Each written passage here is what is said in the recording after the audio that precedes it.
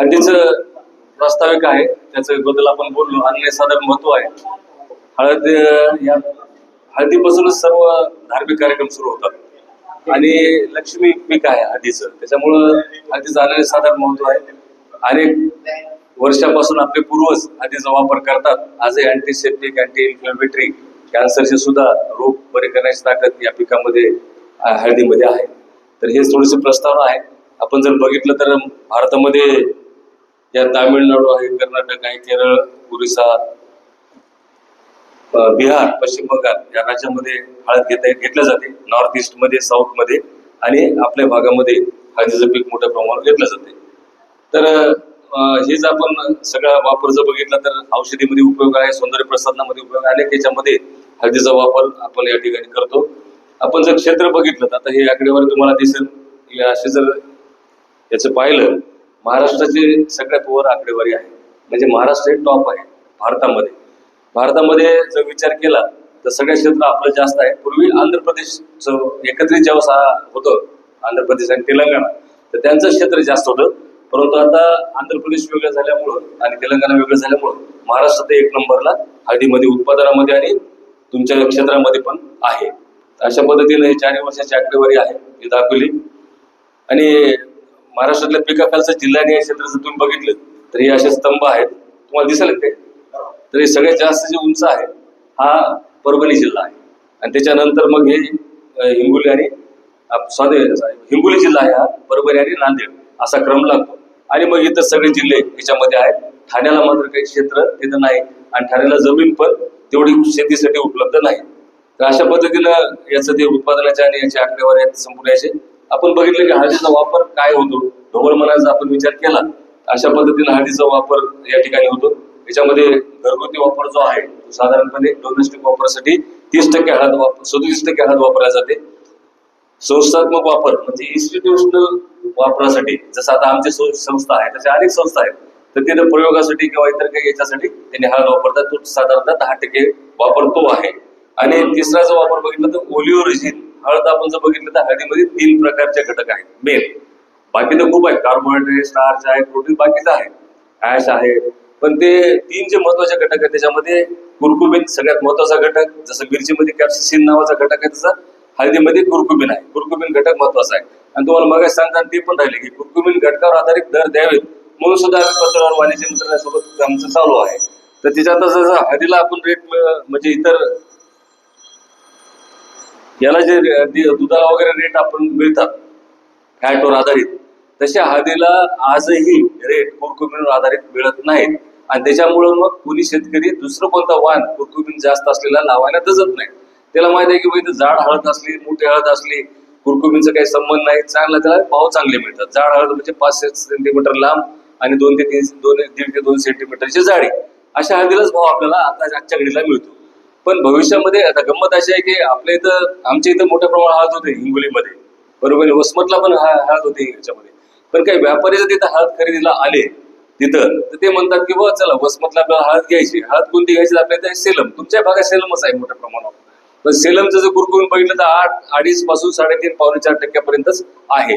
म्हणजे व्यापारी सुद्धा आपल्याकडे बघणारे किंवा खरेदी करणारे जे येतात ते 5%च्या आत कुर्कुमिन आहे याच प्रकारचे व्यापारी त्या ठिकाणी येतात. आणि आपल्याकडे ते माल नाही. आणि कोणी जर डिमांड केली 5%च्या वरची आम्हाला हळद पाहिजे तर आपण ते देऊ शकत नाही. आणि न देण्याचं कारण हे पण आहे की कुर्कुमिन आधारित आपल्याकडे भाव सध्या नाहीत. तर कुर्कुमिनवर आधारित भाव द्यावेत या दृष्टीनं संशोधन केंद्राच्या माध्यमातून आमचा प्रवास चालू आहे. आता हे तिसरं जे आपण बघितलं ओलिओ रेजिनच्या बाबतीमध्ये तुम्हाला म्हणलं की कलरिंग एजंट आहे, नैसर्गिक रंग द्यायचं काम ते ओलिओ रेजिन करते. आणि हे नैसर्गिक रंग देत असताना तुमचं एखादी भाताचा प्रकार असेल किंवा आईस्क्रीम वगैरे असेल त्याच्यामध्ये हे रंग टाकतात ओलिओ रेजिन नावाचा. आणि ओलिओ रेजिन रिच असलेले काही वाण आहेत त्याच्यामध्ये. आता जी आपली टर्मरिक हळद, काही वाण प्रत्येक वाणाचं वैशिष्ट्य वेगवेगळं आहे. त्याच्यामध्ये ओलिओ रेजिन जास्त कोणता आहे, सुदर्शना नावाचा जो ISR कोझिकोड यांनी जे संशोधित केलेले वाण आहे सुदर्शना, त्याच्यामध्ये ओलिओ रेजिनचं प्रमाण जास्त आहे.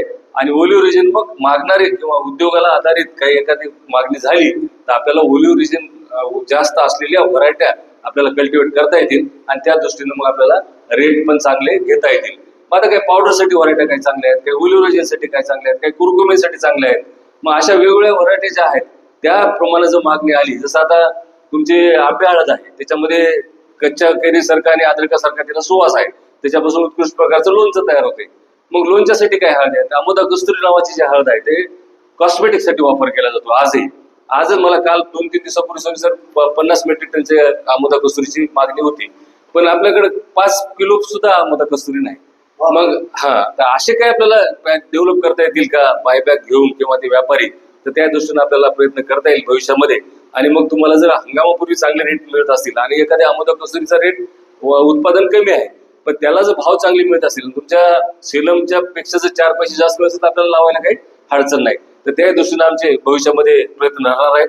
तर असं या औषधीसाठी 9% हळद वापरली जाते. रंगकाम म्हणजे नॅचरल कलरिंग एजंट आहे हळद, त्याच्यासाठी त्याचा वापर होतो रंगकामासाठी, तो साधारणतः 9% आहे.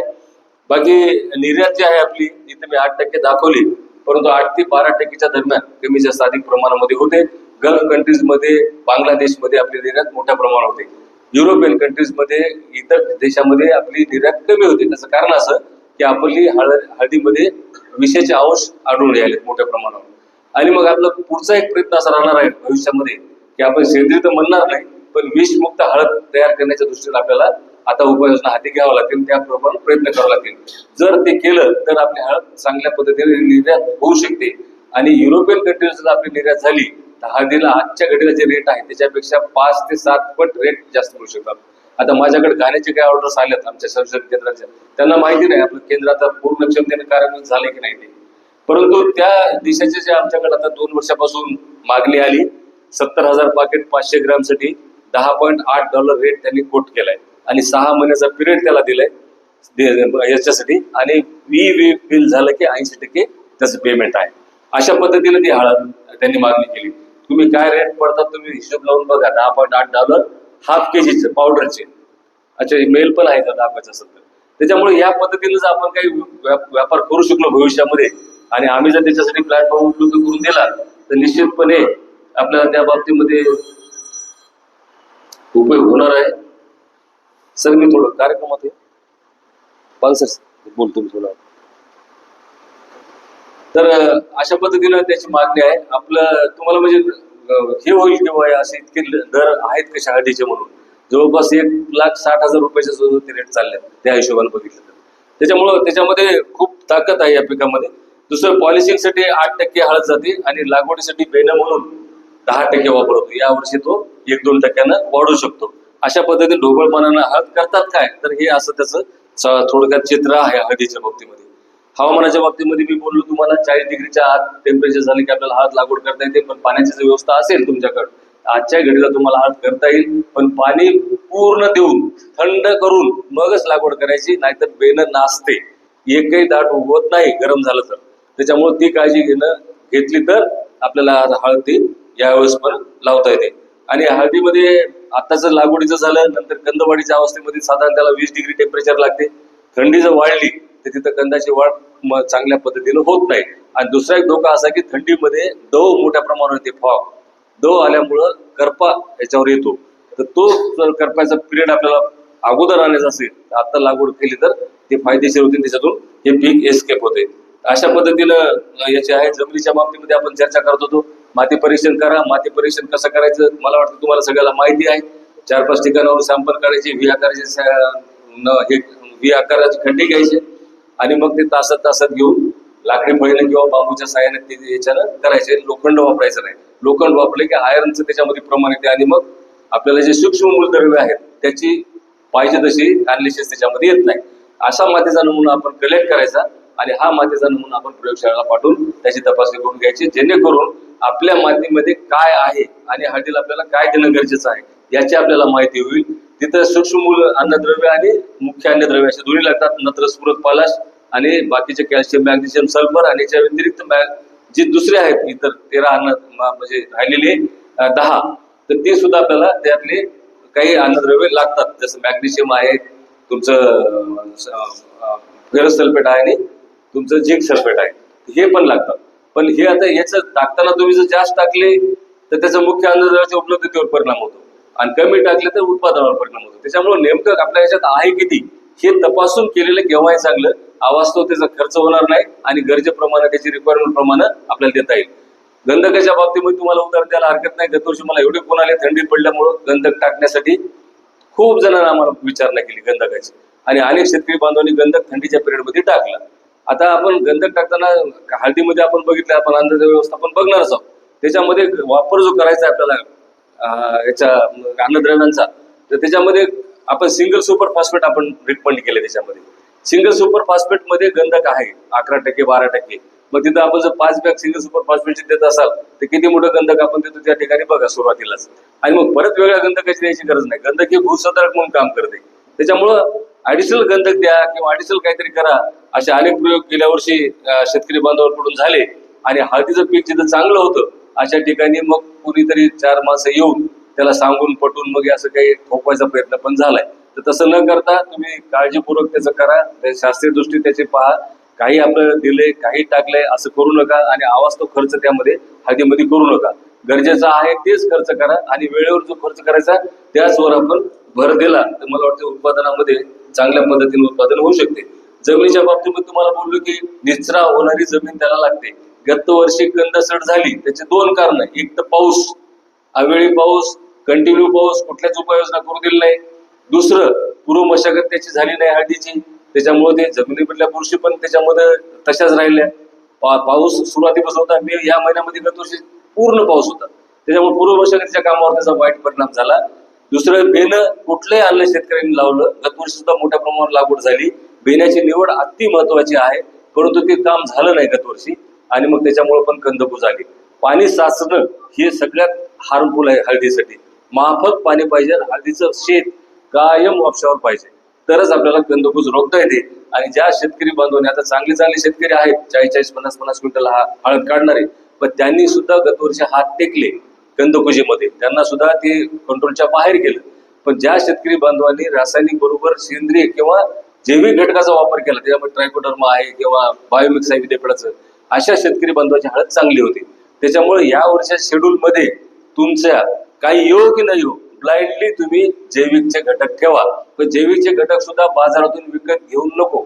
त्याचे सुद्धा चांगल्या याचे विद्यापीठाचे, कृषी विज्ञान केंद्राचे, जे शासकीय आहे संस्था, त्याच ठिकाणचे ते सगळे वापरा, जेणेकरून आपल्याला कंदकुजीचा पुढच्या हंगामामध्ये त्रास होणार नाही. तर माती परीक्षणाच्या बाबतीमध्ये मी बोललो तुम्हाला, ती माती तपासायची. ती तपासून आता ही योग्य वेळ आहे. याच वेळेस आपण सॅम्पल काढायचे आणि माती परीक्षण करून आपल्या जमिनीमध्ये नेमकं काय आहे ते पाहायचं. पूर्व मशागतीच्या बाबतीमध्ये हळद हे पीक जमिनीत वाढत असल्यामुळं जमीन भुसभुशीत करणं गरजेचं आहे. त्याच्यासाठी नांगराचे पाळ्या आणि नंतर मग जे काय आपण रेग्युलर करतो वखरपाळी वगैरे सर्व रोटावेटर वगैरे करून ढोकळा वगैरे फोडून जी जमीन भुसभुशीत करणं गरजेचं आहे. आणि हेच करत असताना शेणखताचा वापर आता आपण विसरून गेलो. हळद पिकासाठी शेणखत अति गरजेचं आहे. ते राबलेलं शेणखत, नाहीतर मग भूमीचा प्रादुर्भाव आणखी मोठ्या प्रमाणात होतो, वेगळी समस्या निर्माण होते. आणि यावर्षी अल निनोचा परिणाम होत असल्यामुळं पाणी कमी आहे असं म्हणतात. आणि ज्या वर्षी पाणी कमी राहते पावसाचं पाणी, त्यावेळेस हुमणीचा प्रादुर्भाव मोठ्या प्रमाणावर वाढतो. तुम्हाला त्याचा अनुभव आहे. कारण पाणी पडल्याच्या नंतर हुमणीला ते सफोकेशन होते आणि आळ्या बऱ्याचशा मरतात. तुम्ही उसाच्या शेतामध्ये जर सरीमध्ये पाणी साचलं तर त्या आळ्या वर मरून आलेले बाहेर दिसतात आपोआपच. तर हेवी रेनफॉल असलं ते फायदेशीर होते. पण यावर्षी पाऊस कमी असल्यामुळं जर आपण याचा बंदोबस्त किंवा आतापासून उपाययोजना नाही केली तर भूमीचा त्रास पण त्या ठिकाणी होऊ शकते.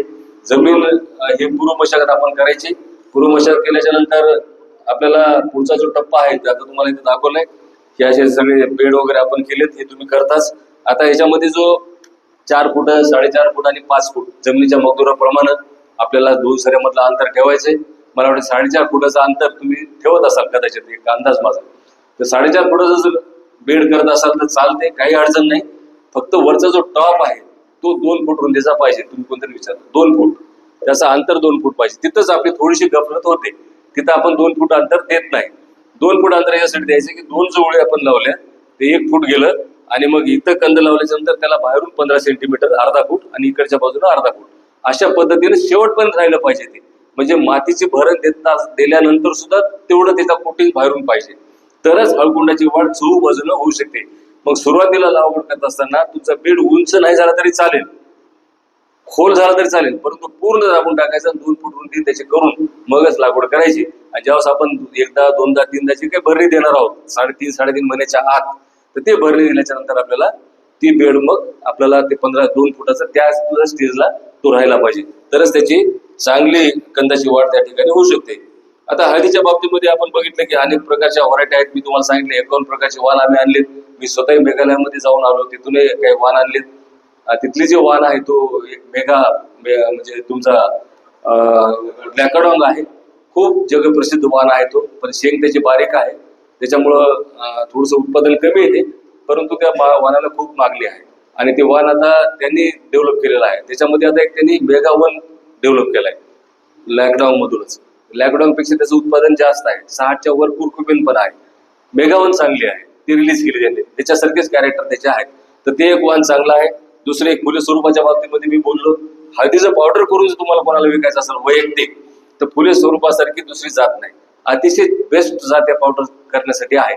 परंतु त्याचे गंध जे आहेत ते आकाराने छोटे आहेत फुले स्वरूपाचे, आणि गंध आकाराने छोटे असल्यामुळे सर्वसाधारण व्यापारी त्याला भाव देत नाही. ज्या व्यापाऱ्याला त्याची जाण आहे असे व्यापारी त्याला भाव देतात. आमच्या इथं वसमतला लक्ष्मीनारायण मुरके शेठ म्हणून आहेत, ज्यांचं नाव सगळीकडे प्रसिद्ध आहे. फार मोठे व्यापार ते करतात. आमच्या संशोधन केंद्राचे योगा ते संचालक पण आहेत. तर त्यांनी मला सांगितलं की तुम्ही कितीही आणा, तुम्हाला मी मार्केटपेक्षा 500 रुपये 1000 रुपये जास्त देतो, मला लागेल तेवढी ती हळद तुम्ही तयार करून दिली तर मी घ्यायला तयार आहे. त्याच्यामुळे असं बायबाग पण त्या ठिकाणी मिळतात, कारण त्यांना त्याची कदर आहे, त्यांना जाण आहे. ते म्हणले मी ती घेतो मटेरियल द्या. पण आता काय होते, आता आपण एवढे जण आहोत, एकट्याने यांनी फुले स्वरूप लावली आणि तुम्ही सगळी सेल मानली, यांच्या सोनी साहेबांकडे तुम्ही घेऊन गेलात, तर ते एकटंच काय करणार, ते टाकू द्या त्याच्यातच, मग भाव मिळत नाही. म्हणून चांगले जर रेट मिळायचे असतील तर तुम्हाला असे पण गट तयार करून ते हळद घ्यावी लागेल. त्या हळदीच्या बाबतीमध्ये तिथं इतर जर गुणधर्म बघितले, फक्त कंद बारीक आहे पण उत्पादनामध्ये सरस आहे, पावडर त्याचं चांगलं होते, पुन्हा उत्पादन चांगलं येते, करप्याला कमी बळी पडते, कालावधी 15 दिवसाचा तिचा कमी आहे, आणि ह्या सगळे गुणधर्म झाले. रिकव्हरी ज्याला म्हणतो आपण, ओली हळद पासून वाळलेली हळद शिजवल्याच्या नंतर घट, ती सुद्धा याच्यामध्ये कमी आहे. 23% उतारा त्या वाणाचा आहे, आणि कसबी टिग्रसने ही वाण काढलेला आहे. पण ज्याला तुम्हाला हळद करून विकायची अशा शेतकऱ्यांना ही फार चांगली जात आहे. तुम्ही जर एखाद्याला हळद ती दिली तर तुम्हाला दुसरं हळद पावडर ते मागायला घरी येतील, इतकं चांगलं तिचं कलर आणि आरोमा वगैरे सगळ्या गोष्टी आहेत. सेलमच्या बाबतीमध्ये आता नेहमीचीच व्हरायटी आहे, ती आपल्याला सगळ्याला माहिती आहे. माझ्या माहितीप्रमाणे हा पण वाण चांगला आहे, रफ टफ आहे, आणि सगळ्या भागामध्ये सगळ्या वातावरणामध्ये येणारा, सगळ्याला उत्पन्न देणारा तो वाण आहे. हाही वाण चांगला आहे, फक्त त्याची अडचण अशी आहे की कुरकुमीची टक्केवारी याच्यामध्ये थोडीशी कमी आहे. आजच्या घडीला सर्व जाडीला रुंदीवरच घेतात, त्याच्यामुळे अजूनही काही कुरकुमीवर आपण गेलो नाही. आणि दोन्ही गोष्टी आहेत, कुरकुमीन नाही म्हणून व्यापारी पण येत नाहीत, आणि भाव कुरकुमीन नसल्यामुळे शेतकरी पण हाय कुरकुमीनचं लावत नाही, मग रफ टफ व्हरायटी लावतात. हे कुठेतरी आपल्याला त्याचं सुद्धा बॅलन्सिंग येत्या काळामध्ये करायचं आहे. तर हे वाण आपण बोललो.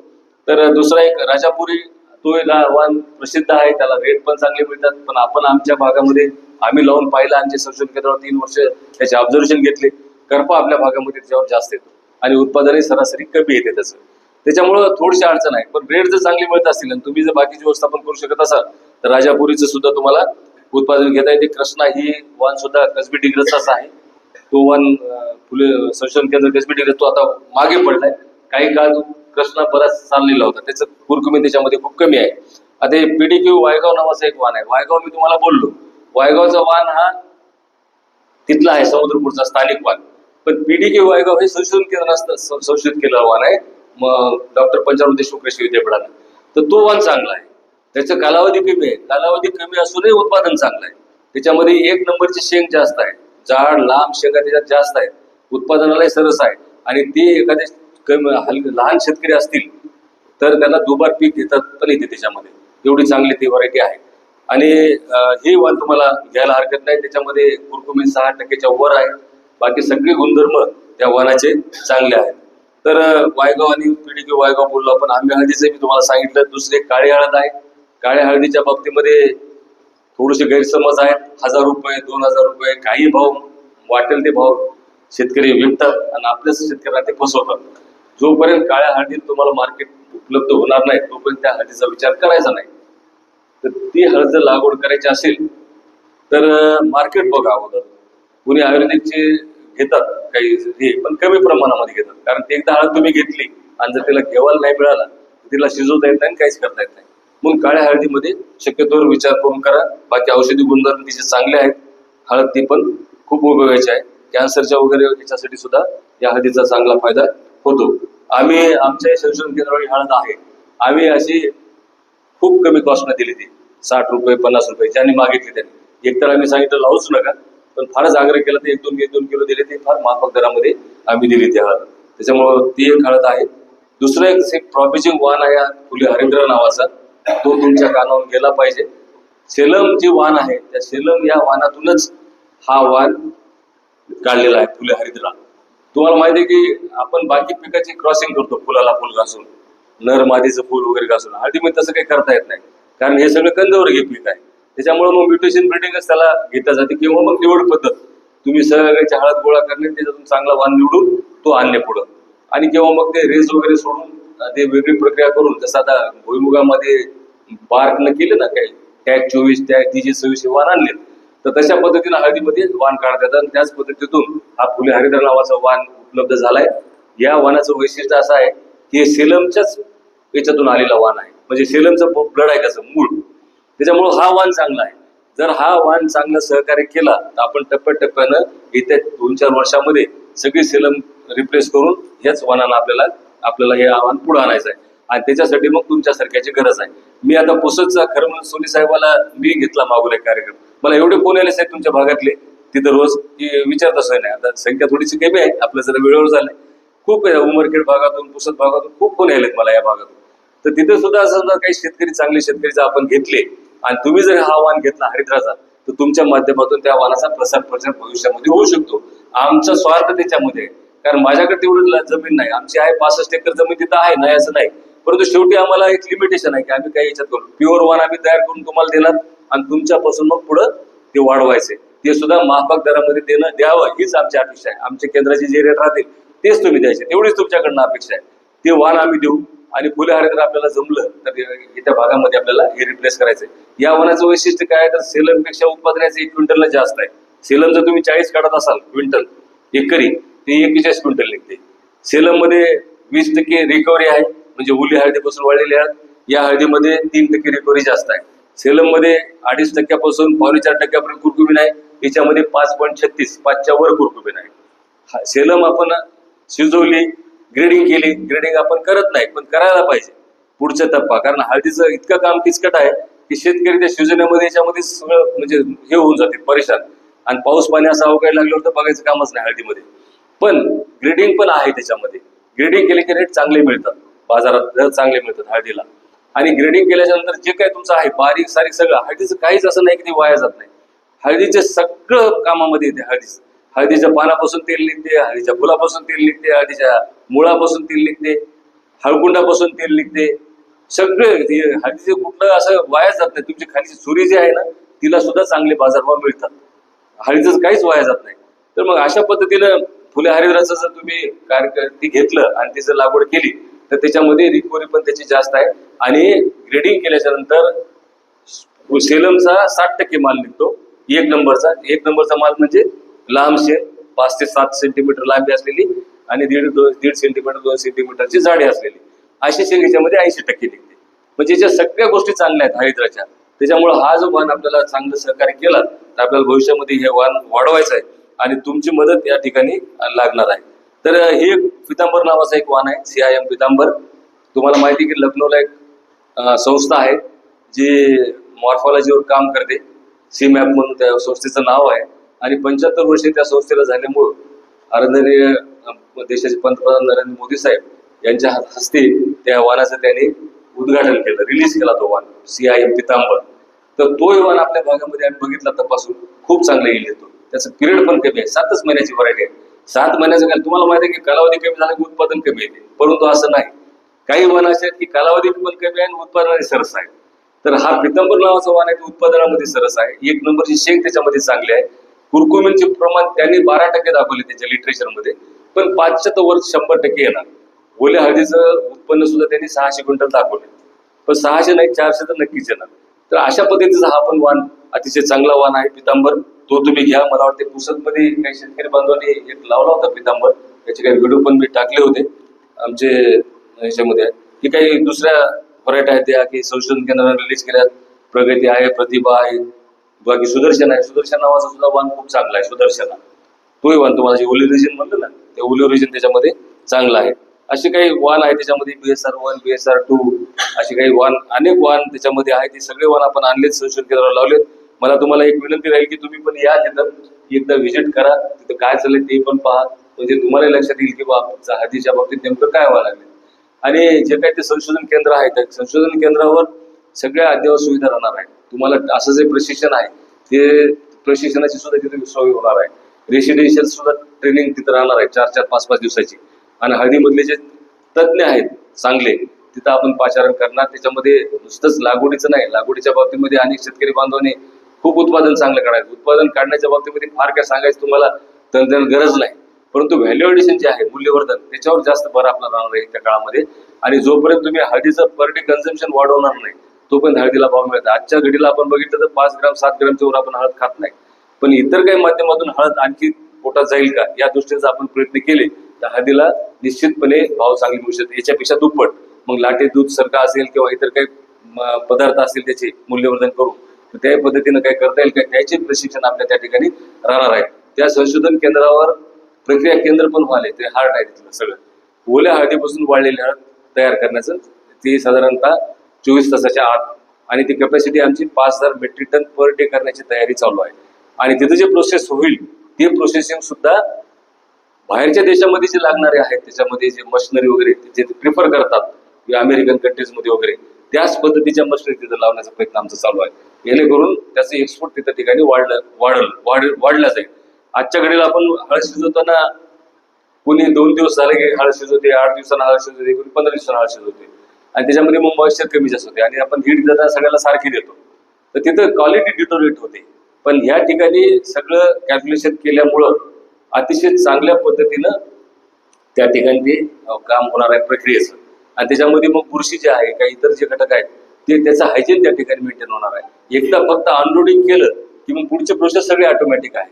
आणि तिथं व्यवस्था अशी राहणार आहे की तुमचा एकदा माल आला, तुम्ही घेऊन आलात त्या केंद्रावर माल, तर तुमचं ते वेट वगैरे केलं जाईल, त्याच्यात मॉइश्चर काय आहे, त्याच्यामध्ये मुळाचं प्रमाण काय, मातीचं प्रमाण काय, हे तुम्हाला एक पावती दिल्या जाईल. त्याच्यावर तुमचा QR कोड राहील आणि मग तुमचा लॉट प्रोसेसला घेतला जाईल. मग त्याचं अंतिम काय होणार आहे तुमचं फायनल त्याचं आउटपुट, मग ते हळकुंड असतील किंवा चिप्स पण असतील. CFTRI नवीन एक पद्धत तयार केली म्हैसूरनं चिप्स करून हळदीचे, ते पण आता व्हायला लागले. आणि तुम्हाला माहिती आहे की हळदीमध्ये मोठ्या प्रमाणावर मिरचीमध्ये हळदीमध्ये भेसळ खूप मोठ्या प्रमाणावर होते. परवा एक बातमी ऐकलं असेल की ते नवरीला हळदी लावली तर सगळे इन्फेक्शन झालं होतं म्हणत्या पायाला, हाताला, तोंडाला. तर याच्यात होते.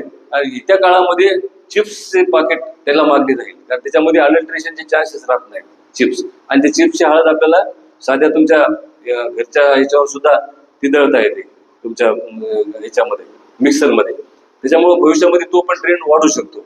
आणि त्याच्यामध्ये कुरकुमींचा टक्केवारी पण जास्त आहे. हळदीचा उत्पादनाला फायदा असा आहे की हळद शिजवल्याच्या नंतर 20% हळद मिळते आपल्याला. आणि हे जर हळद शिजवण्याचं पावडर केलं तर 26% मिळते, म्हणजे 6 ते 8% तिथं वाढून पावडर मिळते. तो एक फायदा आहे. तर अशा पद्धतीनं ते पण राहील भविष्यामध्ये. तर ते तिथं राहणार आहे. विकिरण केंद्र म्हणून तिथं व्हायला लागले. जवळपास 28 कोटी रुपयाचा तो प्रोजेक्ट आहे. आणि त्या विकिरण केंद्रामध्ये कोबाल्ट 65 नावाचं जे हे आहे तुमचं रेज, ते तिथं त्या पदार्थावरून पास केल्या जातात. आणि ते पास केल्याच्या नंतर त्यात असलेली बुरशी, त्यात असलेली कीड ही सगळी नाहीशी होते. आजच्या घडीला तुम्ही घरी धान्याला किंवा हळदीला सेल्फॉस टॅबलेट टाकता, वरून फारी टाकून देता, किंवा गोडाऊन मध्ये त्या कीटकनाशक फवारतात. कीटकनाशक फवारल्यामुळं त्याचे रेसिड्यू त्याच्यात येतात. सेल्फॉसच्या गोळ्यामुळं त्याचा वास जातो, कारण सेल्फॉसचा वास खूप येतो, तुम्ही बघितला असेल सेल्फॉसच्या गोळ्याचा. तर मग त्याचे जे मूळ स्वाद आहे हळदीचा ते त्याच्यावर परिणाम होतो आणि इतर पण घटकावर परिणाम होतो. पण हे जे मी तुम्हाला विकिरण केंद्र सांगेल त्याच्यामध्ये जर प्रोसेस केलं तर असं कुठल्याही प्रकारचा नाश होत नाही. मूळ गुणधर्म तसे राहतात. आणि जे विक्रीसाठी तुमचं मटेरियल आहे ते तिथं प्रोसेस करता येते त्याच्यामध्ये. आणि मग 3 वर्षापर्यंत तुमचं सेल्फ लाईफ त्या पदार्थाची वाढत आहे. दुग्धजन्य पदार्थ सोडून सगळ्या पदार्थात तिथं प्रक्रिया करता येते. तसं एक मोठं युनिट जे महाराष्ट्रामध्ये पहिल्यांदाच व्हायला लागले एवढ्या मोठ्या प्रमाणावरच, मला वाटते भारतामध्ये सुद्धा काही मोजकी जे आहे त्याच्यामधलं एक आहे ते 5000 KCIचं ते युनिट तिथं व्हायला लागले. आणि त्याचाही फायदा तिथं होणार आहे. आणि त्या माध्यमातून आपलं मग जे हळदीचं सेल्फ लाईफ वाढवायचं आहे, एक माफक याच्यामध्ये शेतकऱ्यांची सुविधा उपलब्ध राहणार आहे.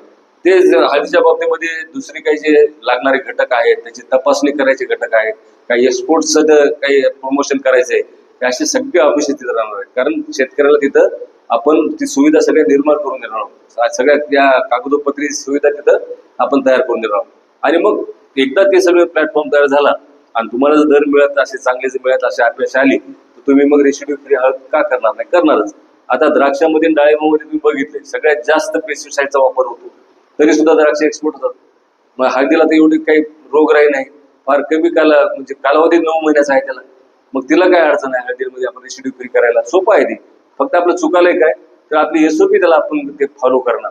जे करायचंय, ज्या पिरियडमध्ये हळदीला फवारायचंय, कोणती नेमकी औषधं वापरायचे, त्याच्यामध्ये फॉस ग्रुप सगळ्यात डेंजर आहे. क्लोरोपायरिफॉस, क्विनॉलफॉस, हे फॉस ग्रुप अजिबात वापरायचं नाही, बंद करायचं. मग जिथे जिथे प्रॉब्लेम आहे किंवा विडीसाईड आहे, उभ्या हळदीमध्ये विडीसाईडचा वापर करायचा नाही. तर हेच थोडेसे आपण जर काही काळजी घेतल्या तिथं मग नॅचरल मल्च आहेत, तुम्ही मल्च टाकून वीड मॅनेजमेंट करा, प्लॅस्टिक टाकून मॅनेजमेंट करा. थोडंसं प्लॅस्टिक टाकल्यावर माती लावायला त्रास होतो, परंतु उपाययोजना आहेत त्याला. किंवा ते सोडून द्या झाडं, बाकीमध्ये टाका. हे करता येतो खर्च. केव्हा खर्च तुम्ही कराल? ज्यावेळेस तुम्हाला वाटेल की रेसिड्यू फ्रीला मला 4 पैसे हळदीला जास्त मिळतात, तरच ते होईल ते खर्च. आणि मग त्याची टेस्टिंग रेसिड्यू फ्री आहे की नाही याचं सुद्धा आपल्या इथं ते चांगल्या अद्ययावत मशिनरी नॅशनल लेवल, इंटरनॅशनल लेवलचे तिथे राहणार आहे. आणि त्या मशिनरीच्या माध्यमातून तपासणी केल्याच्या नंतर त्याची रिपोर्ट तुमच्या अमेरिकन रिपोर्टला सुद्धा टॅली होतील. इतक्या लेवलची ती लॅब आपण तिथं तयार करलो. त्याचे आमचं काम पण सुरू झाले, बांधकाम झाले पूर्ण. आता लॅब ते हळूहळू सुरू होतील. अशा पद्धतीनं त्या संशोधन केंद्रावर ते काम चालू आहे. हळद लागवडीच्या पद्धतीमध्ये आपण बघितली की रुंद वरंबा सरी पद्धत आपण सध्या वापरायलो. पूर्वी आपण सरी पद्धत करून हळद लागवड करत होतो. आता ती पद्धत बंद झाली. नांगराच्या सरी करून ते बगल्याला आपण लावत होतो आणि पाणी देऊन हळद काढतो. त्याच्यामध्ये उत्पादनही कमी येते, जास्त बेणं पण लागते आणि सगळ्या अडचणी पाणी देताना वगैरे होतात. तर ती आता पद्धत मला वाटतं तुमच्याकडे फारशी राहिली नाही.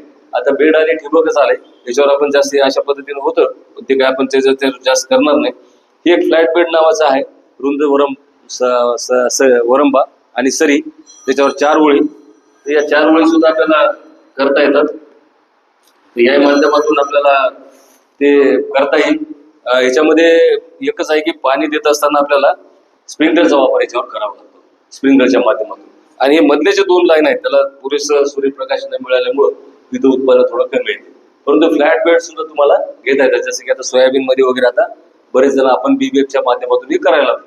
तर बीबीएफ सारखंच आहे, ही पण पद्धत आहे. आता सगळ्यात जास्त प्रचलित आणि शेतकऱ्याला चांगलं उत्पन्न देणारी फायदेशीर असलेली पद्धत ही आहे रेस बेड. त्याच्यामध्ये 2 ओळी आपण लावतो. साधारणपणे 4, 4.5, 5 फुटाचे बेड करून जमिनीच्या मजदुराप्रमाणे त्याच्यावर 2 ओळी आपण घेतो. हेच तुम्हाला सांगितलं की 2 फूट तुमचा हे वरचा माथा पाहिजे आणि 2 ओळीमध्ये 1 फूट आणि इकडे 15 सेंटीमीटर आणि इकडे 15 सेंटीमीटर. अशा पद्धतीने जर लागवड केली त्याची चव बाजूला लागवड त्याची चांगली होते, याची वाढ चांगली होते. साधारणपणे 23,000च्या वर इथं कंद लागतात आणि काढणीच्या वेळेस आपल्याला 20,000 कंद त्या ठिकाणी झाडं मिळतात, मरतो वगैरे सोडून. आणि त्याच मॅनेजमेंट आपण 1 किलो पर्यंत हळदीचं केलं प्रति झाड, तर आपल्याला 200 क्विंटल ओली हळद आणि 40 क्विंटल वाळलेली हळद त्या पद्धतीनं मिळू शकते. तर असं एक आहे, याच्यामध्ये बचत चांगली होते 10 ते 15% बेण्यामध्ये. आणि वापसा तिथं राहत असल्यामुळं कंदकुज वगैरे त्याच्यामध्ये लागत नाही. आता लागवडीचा हंगाम तुम्ही आता बोललो मी तुम्हाला 40 डिग्री टेम्परेचरच्या आत पाहिजे. अक्षय तृतीया लागवड होते, परंतु सांगली वगैरे भागामध्ये तिकडे टेम्परेचर कमी असल्यामुळे ते करतात. पण अक्षय तृतीया लागवड हळदीची शिफारस आहे.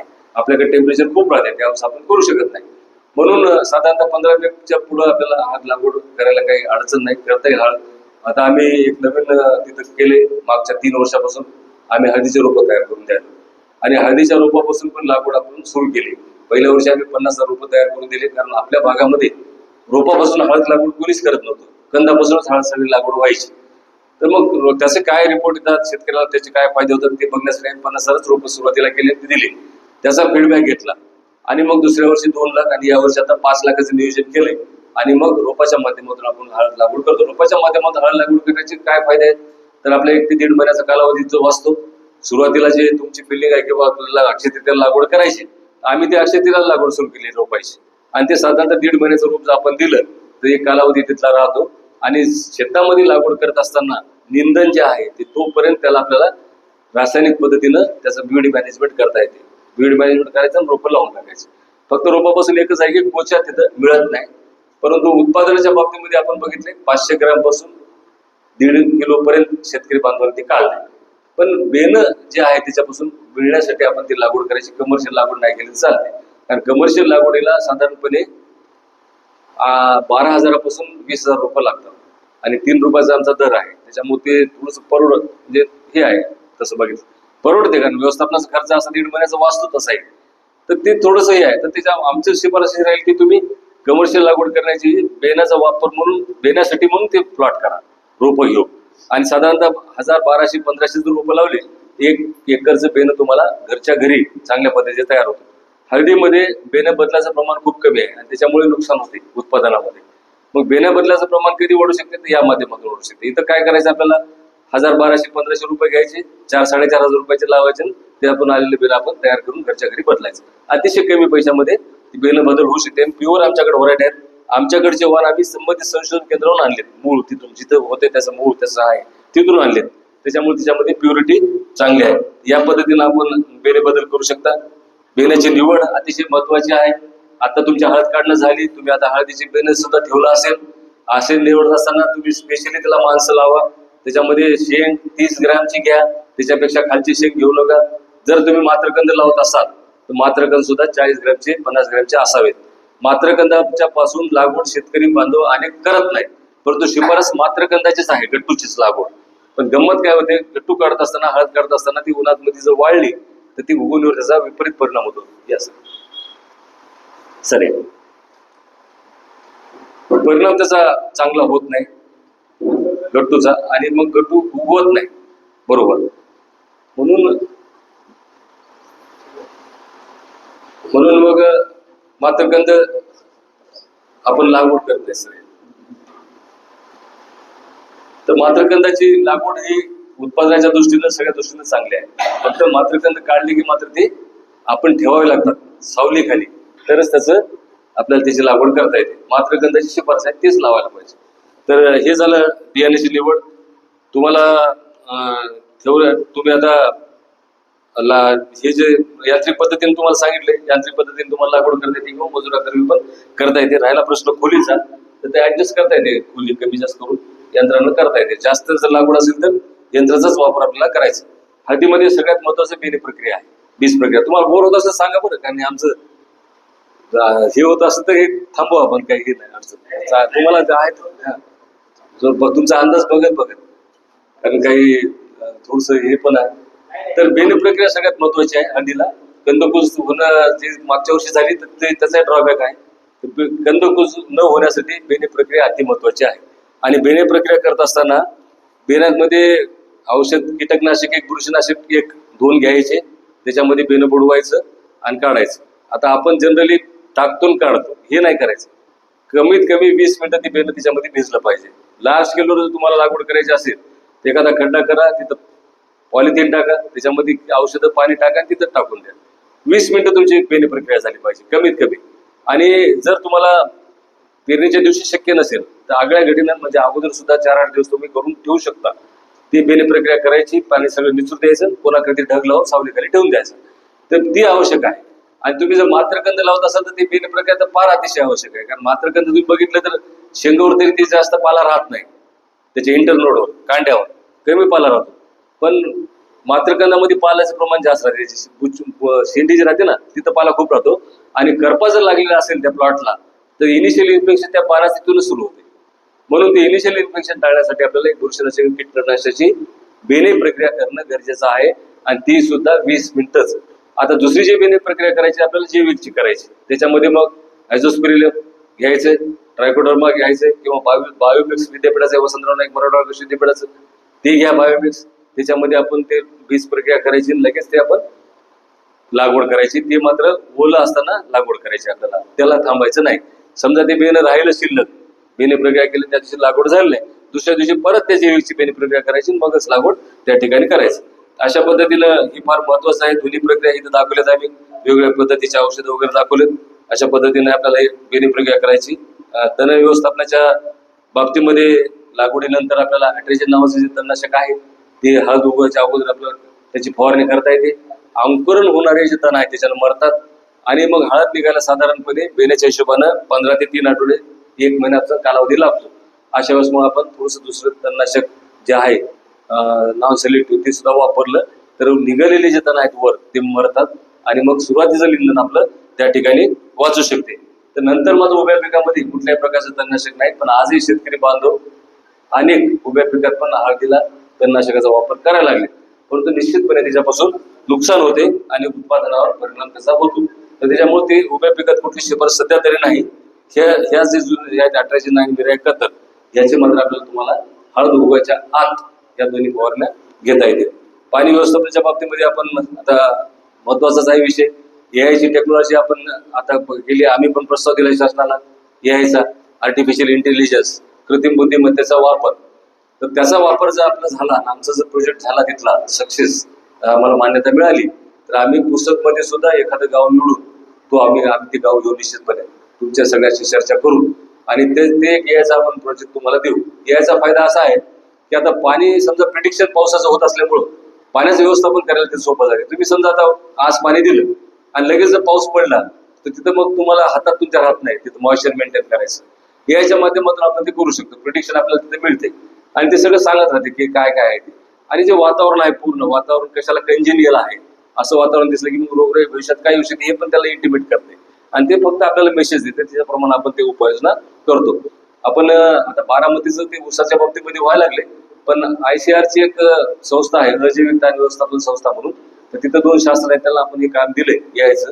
आता त्या माध्यमातून जर तो प्रोजेक्ट आपला मंजूर झाला तर आपण पूर्ण महाराष्ट्रभर काही निवडक गावामध्ये त्याचं हे सुरू करणार आहोत. पाणी व्यवस्थापनाच्या बाबतीमध्ये ठिबकनंच आपल्याला पाणी द्यायचंय, माफक पाणी द्यायचंय, त्याच्यामध्ये जास्त ओलावा होणार नाही, पावसाचं पाणी जमिनीत साचणार नाही, उताराला समांतर आपल्याला सऱ्या करायच्यात, आडव्या करायच्या नाहीत, अशा पद्धतीने आपल्याला करायचं. नॅचरल जर ड्रेन असेल तर चांगलं, नसेल ते तुमचा तास गेला तर गेला, पण ड्रेन काढा. अति महत्वाचं आहे त्याच्यामध्ये पाण्याचा निचरा होणं हळदीमध्ये. तर हे एक आहे, त्याच्यामध्ये पावसाळ्यामध्ये, उन्हाळ्यामध्ये, हिवाळ्यामध्ये आपण ते वापसा बघून व्यवस्थापन करायचं. याच्यावर मी काही जास्त हे करणार नाही. याच्यामध्ये आता अन्नद्रव्य व्यवस्थापनामध्ये तुम्हाला सांगितले मी, भरखत, जोर खत आपल्याला द्यायच्यात. भरखत आपण विसरून गेलो, हिरवळीचं खत विसरून गेलो, शेणखत विसरून गेलो, हे करायचं नाही. आता जर तुम्हाला खत असेल चांगला भरपूर प्रमाणात टाका, त्याच्यामध्ये हुबडे होणार नाही म्हणून आतापासून त्याची काळजी घ्या. आता जर एखादं तुम्हाला कमी खत असेल तर ते एखाद्या सावलीखाली ढग करून ठेवा, त्याच्यावर ट्रायकोडर्मा टाका, NPK कॉन्सर्शिया टाका, त्याच्यातली गरमी काढून टाका आणि मग हळूहळू करून त्याला राबवा चांगलं. आणि ते खत तुम्ही बेडवर सुद्धा वापरलं तरी कमी खतामध्ये तुमचं चांगलं व्यवस्थापन त्या ठिकाणी होऊ शकते.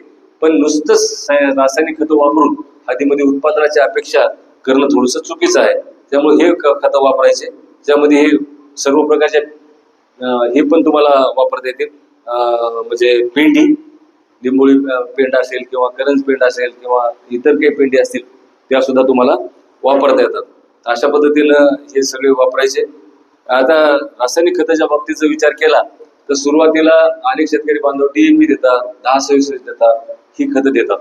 पण सुरुवातीला हळदीला अन्न शोषण करायला काहीच राहत नाही. सुरुवातीला मुळाच त्याच्या फुटायला साधारणतः महिना सव्वा महिना लागतो आणि तोंडच खायला तिथं नसेल तर त्या नत्राचा काय उपयोग होणार आहे. त्याच्यामुळे नत्रयुक्त खतं सुरुवातीला हळदीला द्यायचे नाही. जे काही खतं द्यायचे व्यवस्थापनामध्ये सुरुवातीला 5 पोते सिंगल सुपर फॉस्फेट एकरी आणि 1.5 पोतं म्युरेट ऑफ पोटॅश. तुम्ही म्युरेट ऑफ पोटॅशचे 2 भाग करू शकता आता आणि पुन्हा तुमचे हे करताना, मातीची भर देताना. परंतु हे 2 खतच फक्त आता सध्या द्यायचे सुरुवातीला. 1.5 बॅग म्युरेट ऑफ पोटॅशची, 5 बॅग सिंगल सुपर फॉस्फेटची. आता हे खतं दिल्याच्या नंतर हे उपलब्ध व्हायला साधारणतः 1-1.5 महिन्याचा कालावधी लागतो. ते जमिनीत फिक्स होऊन बसतात आणि त्याच्यामुळे ते आताच दिले तर मग वाढीच्या व्यवस्थेत उत्पादन आपल्याला ते मिळतात त्याची खतं सगळे. म्हणून ते आता द्यायचे बेसल डोस. म्हणजे तुमचे शेवटचे ते बेड करताना किंवा बेडवर तुम्हाला जे असेल, किंवा जर तुम्ही काकरी मारत असाल तर पाठीमागे लावून ते तेवढं खत तिथं एकदम रूट झोनच्या खाली दिलं तर चांगलं. कारण हे जे खतं आहेत ते इकडे तिकडं जात नाहीत आजूबाजूला, जसं नत्र आपलं जाते पण हे जात नाही. म्हणून त्याला एकदम जे मुळाच्या सानिध्यामध्येच ते खत दिले गेले पाहिजे, तरच त्याचा पुरेसा उपयोग होतो. मग या पद्धतीने ते खत व्यवस्थापन करायचे. नत्राचा जो हप्ता आहे तो आपल्याला 75 दिवसाला द्यायचा आहे. पहिला 75 किलो नत्राचा हप्ता आहे आपला, हे 1.5 महिन्यात 45 दिवसात 75 किलो. ते सुद्धा देत असताना जमिनीची पहिली काय बियोड होतं, तुम्ही जर हरभऱ्याचं बियोड असेल तर तिथं हा हप्ता तुम्हाला कमी करावा लागतो. पिकाची वाढ चांगली होत असेल तर त्यावर सुद्धा तुम्हाला काळजी करावी लागते. हळदीच्या बाबतीमध्ये पिकाची वाढ काय महत्वाची आहे. हळदीचं पीक 3 महिने झाले 3 फूट वाढावं, 4 महिने झाले 4 फूट वाढावं, 5 महिने झाले 5 फुटाची वाढ. नुसतीच वाढ होणं चांगलं नाही. हळदीची जाडी पण झाली पाहिजे. फुटाची वाढ जर होत असेल तर 6 फुटाची हरकत नाही, पण त्याचं बुंदा पण चांगला ताकदवर पाहिजे तर ते चांगलं, नाही तर मग हात काढावर जाते आणि नुसतीच अवस्था वाढ होते आणि खाली माल लागत नाही. मग तसं पण नको. अशा ठिकाणी आपल्याला नत्राचं आपल्याला सगळं व्यवस्थापन त्या ठिकाणी करावं लागतं. नंतर आपण बघून द्यायचं काय लागते का नाही, ते आहे शिफारस म्हणून द्यायचं नाही, तर ते फक्त आपल्याला हप्ता करायचा आहे. आणि 75 किलो नत्राची जी शिफारस आहे, तुमच्याकडे व्हेंचुरी असेल तर 75 किलो तुम्ही 75 दिवस द्या, 1-1 किलो रोज. खताचे तुम्ही तुकडे केले, पाण्याचे तुकडे केले, उत्पादनात फरक पडते. शक्य नाही ते आपल्याकडे लोड शेडिंग वगैरे असल्यामुळं, पण तंत्रज्ञान आहे. तुम्ही जेवढे तुकडे कराल, 75 किलो एकदाच देणं, 2दा देणं, 3दा देणं, 4दा देणं किंवा 75 वेळा देणं, खूप म्हणजे त्याच्यामध्ये दाखवते उत्पादनामध्ये फरक. तर असे तुकडे जर केले तुम्ही तर त्या पद्धतीनं त्याचा फायदा होऊ शकतो. नंतर फेरस सल्फेट आणि झिंक सल्फेट पण सुरुवातीलाच टाकतात, ते पण टाकायचं नाही. ते सुद्धा हे नत्राच्या वेळेस ते 1-1.5 महिन्याला पहिल्या भरणीच्या वेळेस नत्र आणि सुरत द्यायचे आपलं, सॉरी झिंक सल्फेट आणि फेरस सल्फेट. झिंक सल्फेट हे 5 किलो द्यायचे, फेरस सल्फेट आपल्याला 5 किलो द्यायचे. जर तुम्हाला द्यायचं असेल तर मॅग्नेशियम सल्फेट पण देऊ शकता, 2-1 किलो बोरॉन पण देऊ शकता. अशा पद्धतीने हे सूक्ष्म मूलद्रव्याचं आपल्याला मॅनेजमेंट सगळी करायची. आणि याच वेळेस आपल्याला निंबोळी पेंड द्यायची 8 बॅग एकरी. आता जर तुम्हाला निंबोळी गोळा करून करता आला भरणं तर फारच चांगलं, घरच्या घरी. त्याच्या इतकं निंबोळी पेंड कुठंच चांगलं मिळणार नाही. बाहेरच्या निंबोळी पेंड मध्ये काय येईल, निंबोळी पेंडच आहे का दुसरं काय, हे काही सांगता येईल ना. त्याच्यामुळं ही एक आपल्याला आहे 800 किलोग्राम आपल्याला एकरी निंबोळी पेंड त्याची शिफारस आहे. एवढंच खताचं व्यवस्थापन आहे. खादाड पीक आहे हे हळदीचं, मग किती देणं कामाचं नाही, कारण ते लागते तेच खाईल ना. तुम्ही एक्सेस टाकून काय उपयोग होणार आहे. मग हळदीचं बिवड दुसऱ्या पिकासाठी चांगलं काय ते म्हणतात, आपण अवस्था टाकतो तिथं, ते राहतात तसेच खत सॅच्युरेशन झाले. पुढचं पीक आलं की चांगले त्याच्यावर हळदीच्या बिवडवर पीक चांगले ते म्हणतो आपण. तर अशा पद्धतीनं या सगळं याचं हे करायचं. एवढंच आपल्याला हे करायचं. तुम्ही फर्टिगेशनच्या माध्यमातून सुद्धा करू शकता, पण हे खर्चिक जाते. त्याच्या पण आठवड्याला त्याचे डोसेस आहेत, ते तुम्हाला घेता येतात म्हणजे वॉटर सोल्युबलच्या माध्यमातून, पण हे खर्चिक जाते. याच्यात जाऊ नका. 9 महिन्याचं पीक हे असल्यामुळे तेच करा. फारच तुम्हाला वाटतं 19-19 एक बुस्टिंगला सुरुवातीला 0.34, नंतर स्फुरत लागते आपल्याला फुटवे येण्यासाठी, त्यावेळेस 0.34, आणि शेवटच्या स्टेजमध्ये कंदाला चांगलं भरण्यासाठी आणि रंग येण्यासाठी 0.050 वापर माफक प्रमाणामध्ये करू शकता. नाही तर मग हे आणि ते असं पण शेतकरी खूप जण आहेत करणारे, आवाजचे सव्वा, ते करायचं नाही. आणि अवास्तव खर्च त्याच्यात करू नका. हे भरणीच्या बाबतीमध्ये तुम्हाला सांगितले अनन्यसाधारण महत्व आहे भरणीमध्ये. भरणी केली तरच कंदमाशीचा प्रादुर्भाव कमी होतो. कंद उघडे पडत नाहीत. कंद सूर्यप्रकाशाला उघडे पडले की हिरवे पडतात आणि क्वालिटी डिटोरेट होते. कंदाची वाढ पण मोठ्या प्रमाणात होत नाही. भरणी सुद्धा कंद वाढीची अवस्थे सुरू व्हायच्या अगोदर सगळे हे झालं पाहिजे. 3.5-4 महिन्यापर्यंत मॅक्सिमम तुम्ही भरणी करू शकता. त्याच्या पुढे गेले की मग ते मुळात तोट हे तोड सगळे इन्फेक्शन होत, सगळे नुकसान होते. त्यामुळे ती भरणी सुद्धा लवकर करायची. आणि आता भरणीसाठी आपल्याकडे अवजार आता आलेत. तर या पद्धतीने ही भरणी आपण केलेली फोटो आहे. आंतरपिकाची लागवड तुम्हाला करता येईल. मका पीक सोडून इतर कुठले पीक लावता येईल. झेंडू लावला तर आपल्याला थोडं तुरळक प्रमाणामध्ये, तर त्याच्यामध्ये निमॅटोडचा पण प्रादुर्भाव त्या ठिकाणी कमी होतो. आपल्या हळदीचं पीक जे आहे, कंद लागवड सुरूला म्हणजे कंदाची वाढ सुरू व्हायच्या अगोदर निघणारी पिकं तुम्हाला त्या ठिकाणी घेता येतात. फक्त मका त्याच्यामध्ये घ्यायचं नाही. आता हळदीच्या बाबतीमध्ये काही गैरसमज आहेत. हळदीला फुल येणं म्हणजे नुकसान, असं काही नाही. काही व्हरायटी अशा आहेत की त्याला दरवर्षीच फुल येते. यावर्षी वातावरण बदल असल्या, प्रतिकूल वातावरण असल्यामुळं सेलमला पण फुल आले. फुल येणं म्हणजे मॅच्युरिटी साईन आहे. मग तिथं सगळी त्याची वाढ त्याची पूर्ण झाली असं त्याचं एक नैसर्गिक त्याचं हे आहे. त्याच्यामुळे फुल येणं काही हळदीचं नुकसानकारक नाही. पुन्हा हळदीचे पानं दुपारच्या वेळेस असे गोल होतात थोडे, तर त्याच्यामध्ये पाण्याचं जर प्रमाण कमी असेल, टेम्परेचर जास्त असेल तर स्टोमॅटो ओपनिंग बंद होऊन पाणी असे थोडे मुडपल्यासारखे होतात. पुन्हा संध्याकाळी ते टाईट होतात. त्यामुळे त्याचंही काही असं गैरसमज घेऊन करून घ्यायची काही आवश्यकता नाही. कंदमाशी सगळ्यात महत्वाची कीड आहे. कंदमाशी गतवर्षी फार मोठ्या प्रमाणावर कंदकुज आली. काही शेतकऱ्याचे सगळा प्लॉट कंदमाशीने कंदकुजीने गेला 100%. अशी पण काही उदाहरणं होते. तर कंदमाशीच आपल्याला नियंत्रण करायची. कोणत्याही कीटकनाशकाचा वापर करून तुम्ही कंदमाशीचं नियंत्रण करू शकता. पण त्याच्यापेक्षा तुम्ही हळदीचा जर भरडा केला, सॉरी तुमच्या एरंडी घ्यायची, 2 किलो एरंडी घेऊन भरडायची. त्याच्यामध्ये बेकरी मधलं यीस्ट टाकायचं, थोडं एखादं तुमचं चूनपीठ असं किंवा डाळीचं पीठ थोडंसं टाकायचं, आणि ते सगळं कालवण 2 लिटर पाणी 3 लिटर पाणी टाकून थंड हवेखाली झाडाखाली ठेवायचं. 2-3 दिवस त्याला सोडू द्यायचं. ते सोडलं की त्याच्यामध्ये पाणी दुसरं टाकून 7-8 ठिकाणी प्लास्टिकच्या टोपल्यामध्ये जर तुम्ही त्या शेतामध्ये ठेवले हे सगळे द्रावण, तर कंदमाशीचे फ्रूट सगळे तिथे अटॅक होतात आणि 100% नियंत्रण होते. रासायनिक करायची गरज नाही, कमी खर्चामध्ये ते काम होते. तर ते जर केलं तर त्याचे रिझल्ट खूप चांगले आहेत कंदमाशीसाठी. तुम्ही ते हंगामामध्ये केलं खूप सोपं आहे, काय फार अवघड नाही ते.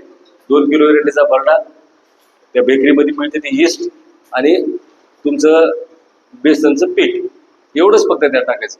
असे तुम्ही जर हे केले तर आम्ही तिथं करून पाहिले, खूप चांगले त्याचे रिझल्ट आहेत. बघा, हे कंदमाशी अशी दिसते, तुमच्या डासासारखी थोडीशी काळसर आहे, तुम्हाला ओळखी दिली. आता हे आम्ही टाकलेले याच्यात सगळे सापडले, ते केंद्रावरचेच फोटो आहेत ते सगळ्या. तर अशा पद्धतीने आम्ही हे असे तयार करून सगळ्या शेतामध्ये ठेवले होते. तर अशा पद्धतीने तुम्हाला कंदमाशीचं नियंत्रण करता येईल.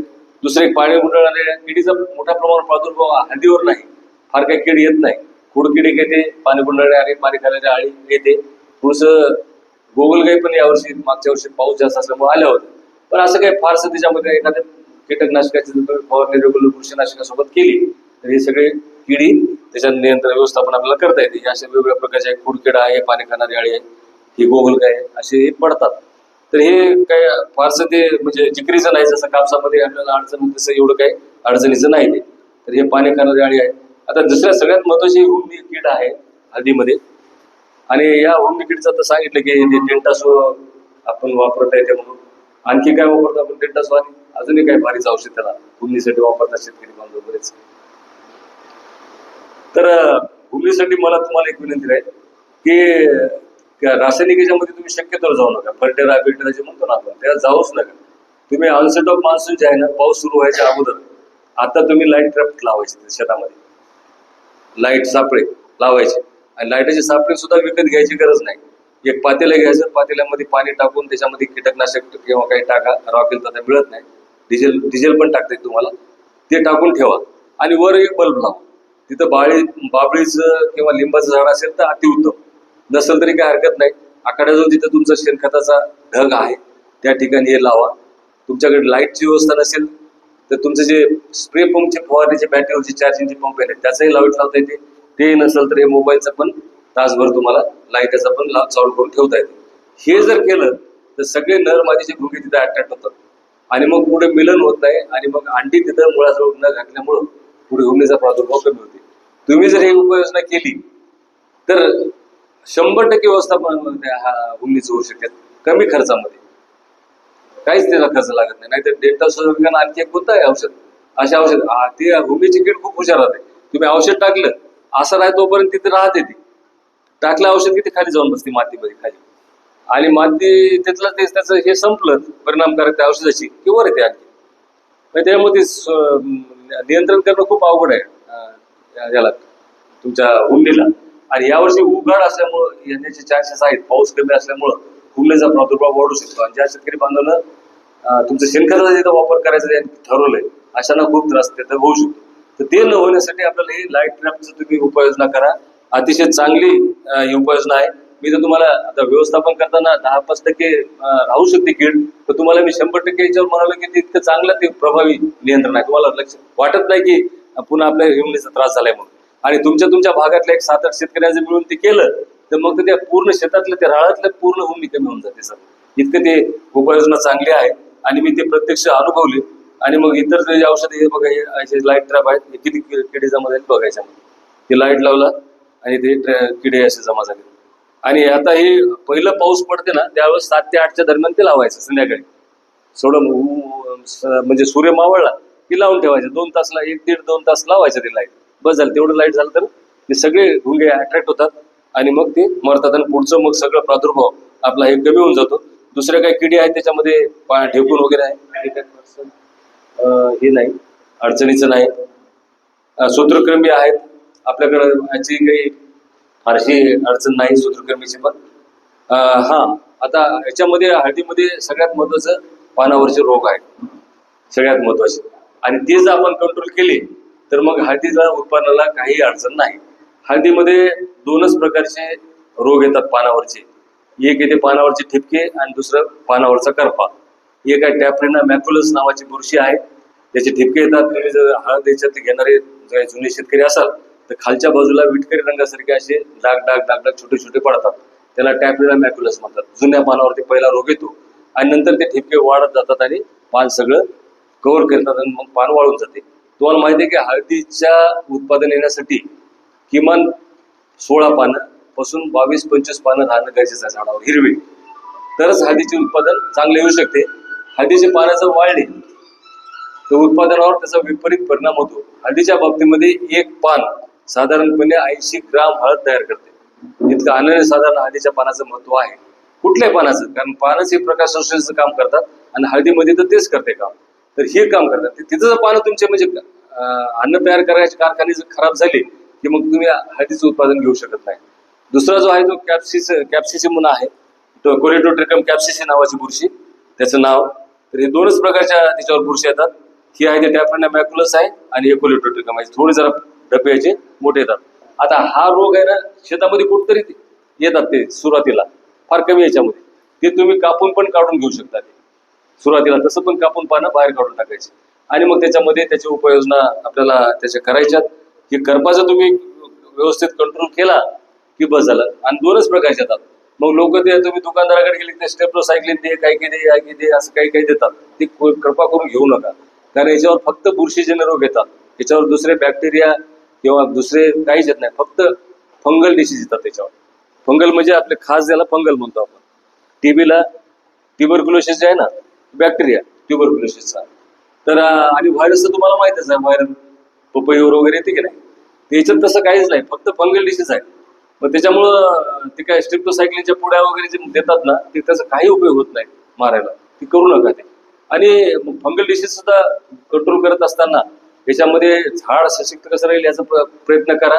त्याच्यामध्ये तुम्ही शेणखत असेल, भरखत असेल त्याचं व्यवस्थापन चांगलं करा. मी तुम्हाला सांगितलं की त्याची ट्रायकोडर्माची फवारणी असेल, ट्रायकोडर्माची ड्रेंचिंग असेल, बायोमिक्सची फवारणी, बायोमिक्सची ड्रेंचिंग, असं करून झाड सशक्त ठेवायचा प्रयत्न करा. पण हे करूनही जर समजा करपा आलाच तर सुरुवातीच्या काळामध्ये फक्त स्पर्शजन्य बुरशीनाशक वापरायचे. भारीचे बुरशीनाशक सुरुवातीच्या काळात वापरायचे नाही. सुरुवातीला तुम्ही जर भारीची औषधाने केली तर मग तुम्हाला भविष्यामध्ये जो येणारा करपा आहे पाऊस हिवाळ्यामधला, तो मग कंट्रोलच्या बाहेर जातो, तो कंट्रोल होत नाही. मग त्याच्यासाठी सुरुवातीच्या काळामध्ये येणारा करपा मँकोजेब सारखं ना बुरशीनाशक, तुमचं आपलं तुमचं ब्ल्यूकॉपर सारखं बुरशीनाशक, ह्याच बुरशीनाशकाचा वापर करून कंट्रोल करायचा सुरुवातीला. नंतर मग ते संपली स्टेज की मग झोल ग्रुपमध्ये तुम्हाला जाता येईल. पोपिकोनाझॉल, टिल्ट वगैरे जे आहे की नाही त्याच्यामध्ये. आणि त्याच्या पुढच्या स्टेजमध्ये मग ॲमिस्टोटॉप सारखी जे आहेत एकापेक्षा जास्त त्याच्यामध्ये कॉम्बिनेशन असलेली बुरशीनाशकं ते तुम्हाला घेता येतील शेवटच्या स्टेजमध्ये, लास्ट पर्याय म्हणून. आणि मग मेन व्हाईल तुम्ही ट्रायकोडर्मा, बायोस्टिन, बायोमिक्स याचे सुद्धा फवारणी तुम्हाला घेता येतील. तर अशा पद्धतीनं याचं नियंत्रण करायचं आणि 7 महिन्यापर्यंत तरी किमान हळदीचे पाने हिरवे राहतील याच्यासाठी प्रयत्न करायचा. आणि त्याच्या अगोदर जर हळद वाढली तर उत्पन्नावर त्याचा विपरीत परिणाम होतो. तर या पद्धतीनं आपल्याला उपाययोजना करायच्यात. हे मी सगळं तुम्हाला सांगितले. काही बाकीच्या उपाययोजना आहेत, नांगरणी वगैरे आपण करतो ते स्पोर्ट्स वगैरे सगळे मरण्यासाठी. तर हे सगळ्या गोष्टी आपण बघितल्या. त्याच्यामध्ये हे कंदकुजीचं आहेत. अशा पद्धतीनं कंदकुज आली. काही प्लॉट तर एवढे चांगले होते, वरून सगळे हिरवेगार दिसत होते शेवटच्या स्टेजपर्यंत. आणि काढायच्या वेळेस गेल्यावर सगळं कंदकुज झाले. आमच्या अशोकखेडा वाशिमचे आमच्याकडनं त्यांनी जवळजवळ 40-45 क्विंटल बेणं नेलेलं होतं. एका शेतामध्ये त्यांच्या मला त्यांनी प्लॉट दाखवत राहिले. परंतु ते ज्यावेळेस आम्ही विचारले की बा ते खालचे पाय बा ते गडी म्हणायचे पाहिले सगळं म्हणून, आणि हे होते इलेक्शनमध्ये अडकून मालक. तर त्या शेतामध्ये त्याला काहीच झालं नाही, सगळं ते त्याच्यामध्ये सड आले. दुसऱ्या एका याच्यामध्ये चांगला शेतकरी होता, म्हणजे त्याचा भागीदार होता, त्यानं मात्र खूप चांगलं केलं. आम्ही सांगितल्याप्रमाणे उपाययोजना पण केल्या, चांगलं झालं ते. ह्याचा प्लॉट वरून हिरवागार, त्याच्यामुळे बिंदास बनायचं चांगलं आहे म्हणून ते गडी. पण ते खाली सुद्धा तुम्ही बघायला पाहिजे नंतर उकरून. जरी तुमचा प्लॉट चांगला सशक्त असला तरी कंदकुज आहे का, काय लागले का आपल्या हळदीला, ती वारंवार त्याची तपासणी केली तर वेळेवर आपल्याला उपाययोजना करता येतात. आणि मग सुरुवातीला बुरशीनाशकाचा वापर करून रासायनिकचा आपण ते कंदकुज कमी करायचे आणि मग त्याला जैविक आणायचं सगळं. आणि मग अशा पद्धतीने जर आपण नियोजन केलं तर कंदकुज तिथली आपण थोपू शकतो. आणि पाणी सगळं काटेकोर पाण्याचं व्यवस्थापन कंदकुजीसाठी अति महत्वाचं आहे. जिथं कंदकुज आहे तिथं पाण्याचं काटेकोर व्यवस्थापन ते खूप महत्वाचं आहे. तर हे अशा पद्धतीने आहे. काढणीचं व्यवस्थापन तुम्हाला माहित आहे, काढणी ते आपल्याला रेग्युलर आपण करतो. काढणी करत असताना मशिनरीचा वापर करायचा किंवा जर मजूर उपलब्ध असेल तर मजुरीची खंदी करून पण काढता येतात. त्याच्यामधले मग वेगवेगळे आपण ग्रेड करतो. त्यामध्ये मात्रकंदी वेगळी, बगलगड्डी वेगळी. बगलगड्डी तर आपण करत नाही पण करायला पाहिजे. बगलगड्डी शेंग वेगळी आणि कोचा जो मिळतो तो कोचा पण आपण गोळा करून ते आपण वेगवेगळे ठीक त्याचे करून ठेवायचे. शक्यतोवर काढणी झाल्यानंतर लगेच प्रक्रिया आपल्याला करायची आहे. हळदीला तुम्ही जेवढं वेळ घाला प्रक्रियेसाठी तेवढं नुकसान होते, म्हणून लवकर त्याचं हे करायचं. शिजवत असताना आत्ताच्या पद्धतीनं आपण कुकरच्या पद्धतीने शिजवतो, पण तिथे सुद्धा स्टीम कमी जास्त होऊ शकते.